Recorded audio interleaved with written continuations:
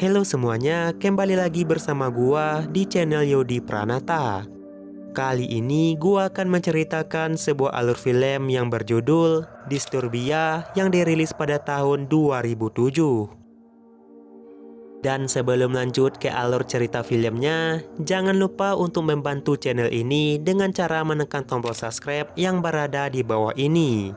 Karena satu subscribe dari kalian sangatlah berarti bagi gua untuk mengembangkan channel ini. Jika sudah, saya ucapkan terima kasih banyak dan langsung saja ke alur cerita filmnya.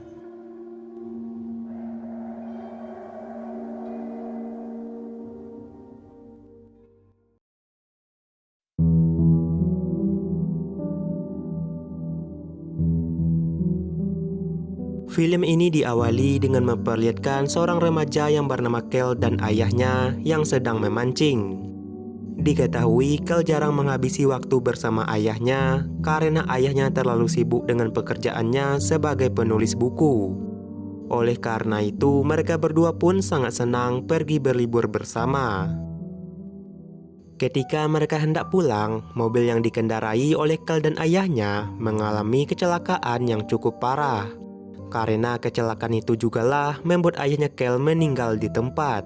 Dan Kel pun menjadi sangat bersedih melihat ayahnya yang meninggal tepat di depan matanya. Kel juga merasa sangat bersalah karena di saat kecelakaan itu Kel lah yang mengemudi mobil.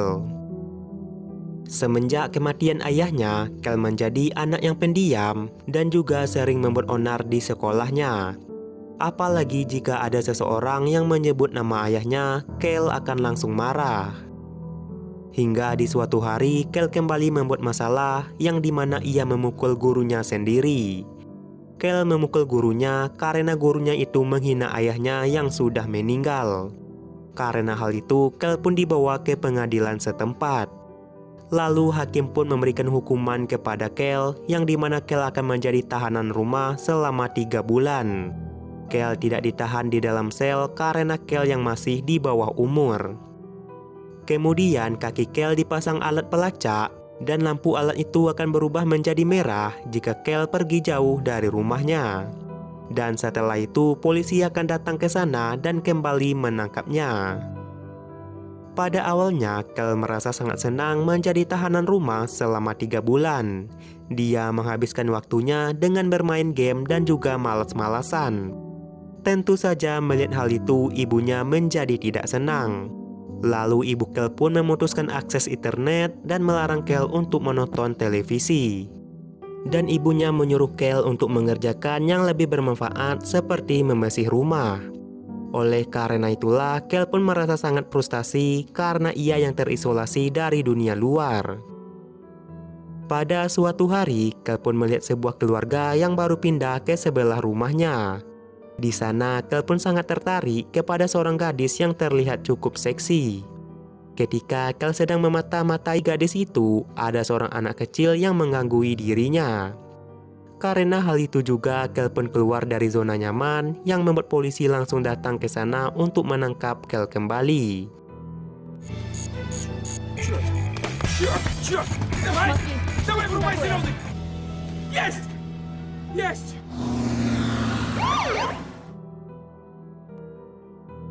Takut kejadian serupa terjadi kembali, Kel pun memutuskan untuk memasang tali di sekeliling rumahnya. Di saat itu juga, Kel pun melihat kegiatan tetangganya sangatlah menarik untuk diperhatikan. Semenjak hari itulah, Kel pun menjadi senang memata-matai tetangganya dengan menggunakan teropong. Tetangga yang paling disenangi oleh Kel adalah gadis yang baru pindah di sebelah rumahnya itu. Kel sering melihat gadis itu berenang bahkan sampai ganti baju.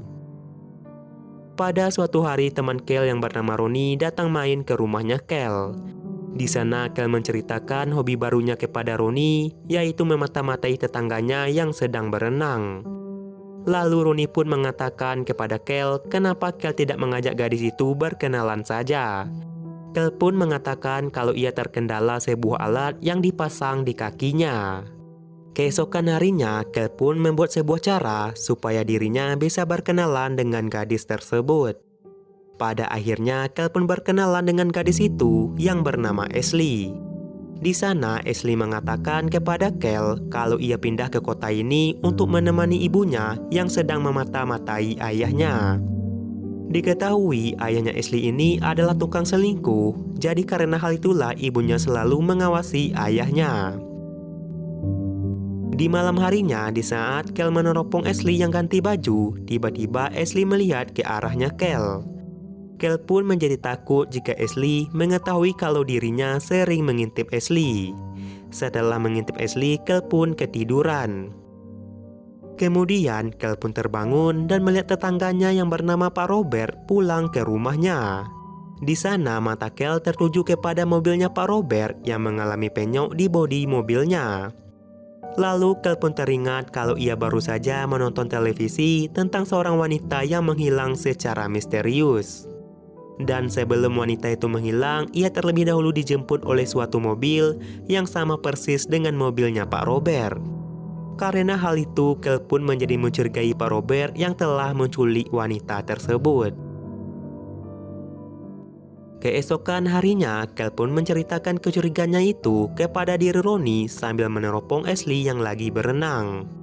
Pada akhirnya, Ashley pun mengetahui kalau ia telah dimata-matai oleh diri Kel. Kel dan Ronnie pun menjadi panik jika Ashley sampai datang dan memarahi mereka. Lalu Ashley pun datang ke rumahnya Kel dan menanyakan apa maksud dari Kel. Kel pun mengelak kalau teropong itu ia gunakan untuk memata-matai Pak Robert yang ia curigai sebagai penculik wanita yang hilang. Karena Ashley tertarik dengan apa yang dilakukan oleh Kel, jadi semenjak hari itu Ashley pun menjadi teman mereka berdua. Setelah cukup, mereka pun menyadari kasus hilangnya wanita ini sama dengan kasus menghilangnya para wanita 3 tahun yang lalu. Yang dimana wanita yang menghilang itu sama-sama memiliki rambut berwarna merah. Lalu polisi pun menemukan para wanita yang menghilang itu dengan keadaan yang sudah diawetkan di bawah rumah pelaku.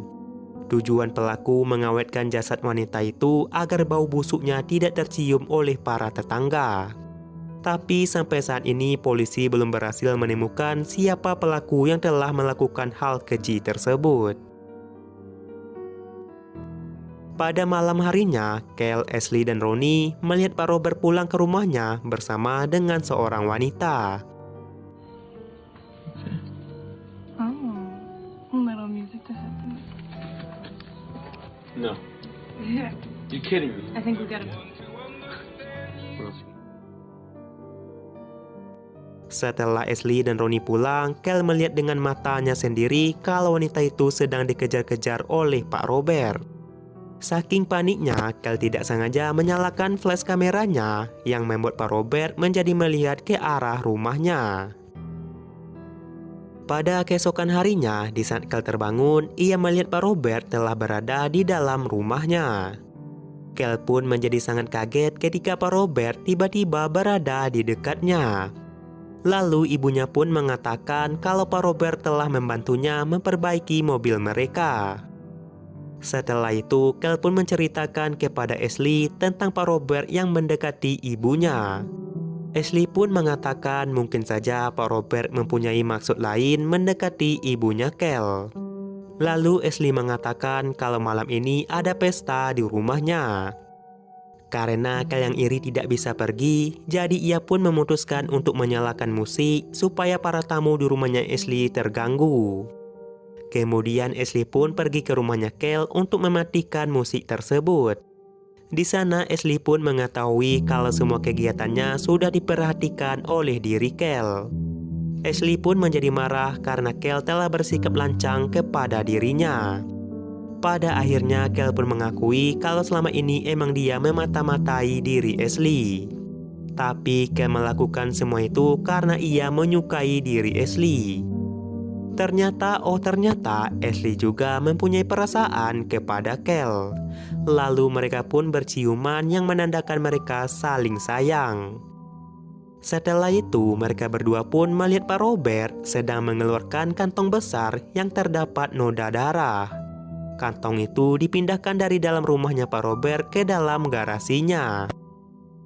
Melihat hal itu, keesokan harinya, mereka bertiga pun menyusun strategi supaya mereka bisa masuk ke dalam garasinya Pak Robert dan melihat apa yang ada di dalam kantong plastik tersebut. Di dalam misi, Ronnie bertugas untuk mencari kode akses untuk masuk ke dalam garasinya Pak Robert. Dan sedangkan Ashley akan pergi mengawasi Pak Robert yang sedang belanja di supermarket. Tapi sialnya, Ashley malah kehilangan jejak dari Pak Robert. Di saat Ashley ingin pulang, Pak Robert pun menyetop mobilnya dan masuk ke dalam mobilnya Ashley. Di sana, Pak Robert meminta kepada Ashley untuk tidak mengikutinya lagi. Di sisi lain, Ronnie pun telah berhasil mendapatkan kode akses untuk masuk ke dalam garasinya Pak Robert. Kemudian Ashley pun meminta kepada mereka untuk berhenti melakukan ini semua dan stop mencurigai Pak Robert. Di malam harinya, Ronnie dan Kel pun memutuskan untuk masuk ke dalam rumahnya Pak Robert. Namun di saat kembali, Ronnie tidak sengaja meninggalkan handphonenya di dalam mobilnya Pak Robert. Lalu Kel pun menyuruh Ronnie untuk masuk ke dalam rumahnya Pak Robert sambil membawa kamera. Dan sedangkan dirinya akan mengawasi Pak Robert melalui kejauhan dengan menggunakan teropong. Di sana Ronnie pun berhasil mendapatkan handphonenya kembali. Namun di saat Ronnie melihat isi kantong plastik besar itu, ia tidak sengaja menjatuhkan kameranya di sana. Lalu Pak Robert pun datang dan langsung mengejar Ronnie. Kel yang melihat hal itu tentu saja merasa cemas dan lalu memutuskan untuk pergi menolong Ronnie. Karena Kel telah keluar dari zona aman, polisi pun datang ke sana untuk menangkap Kel kembali. Di sana, Kel pun mengatakan kepada polisi kalau temannya berada di dalam rumahnya Pak Robert. Tapi sayangnya Pak Robert menyangkal hal tersebut.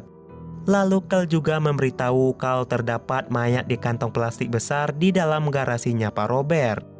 Kemudian polisi pun mengecek kantong itu dan tidak menemukan mayat di sana. Melainkan di dalam kantong itu adalah mayat rusa.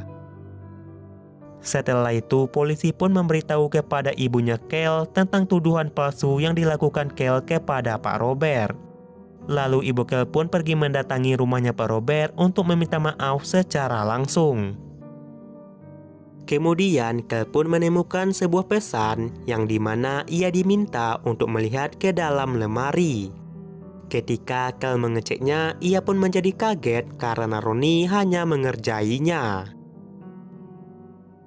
Lalu Kel pun kembali memeriksa rekaman dari kameranya Ronnie dan ia melihat ada yang aneh di dalam rekaman itu. Di sana Kel melihat mayat seorang wanita di dalam ventilasi rumahnya Pak Robert. Melihat hal itu, Kel pun langsung mencari keberadaan dari ibunya. Tapi ibunya sudahlah menghilang secara misterius bersama dengan Pak Robert. Ternyata sebelum itu Pak Robert telah memukul ibunya Kel dan memutuskan untuk menyekapnya. Dan kini Pak Robert akan mengincar Kel dan juga diri Ronnie. Mengetahui situasi berbahaya, Kel pun menyuruh Ronnie untuk bersembunyi di dalam kamarnya. Tapi Pak Robert datang dan langsung membuat Ronnie pingsan di sana.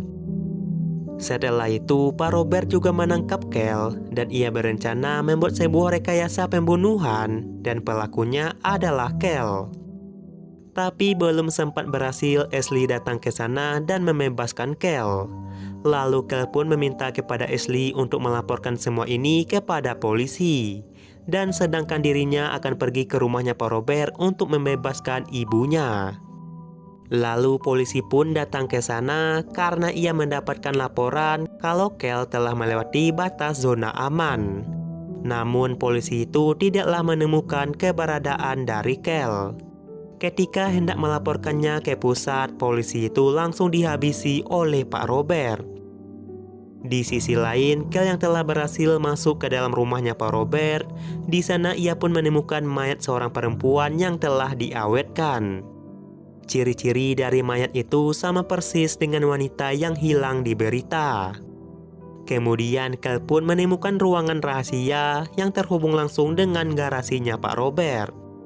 Di sana Kel pun menemukan lebih banyak lagi mayat wanita yang telah diawetkan. Ternyata benar saja Pak Robert adalah pelaku di balik menghilangnya banyak wanita di 3 tahun yang lalu. Lalu akhirnya Kel pun berhasil menemukan ibunya yang sedang disekap.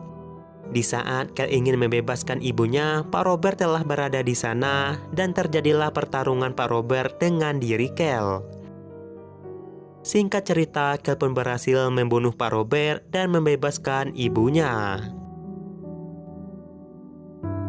Setelah itu, polisi pun membebaskan Kel karena ia telah berhasil mengungkap kasus yang telah diselidiki selama 3 tahun. Di akhir film, Kel dan Ashley pun berciuman sambil direkam oleh diri Ronnie. Dan setelah itu, film pun selesai.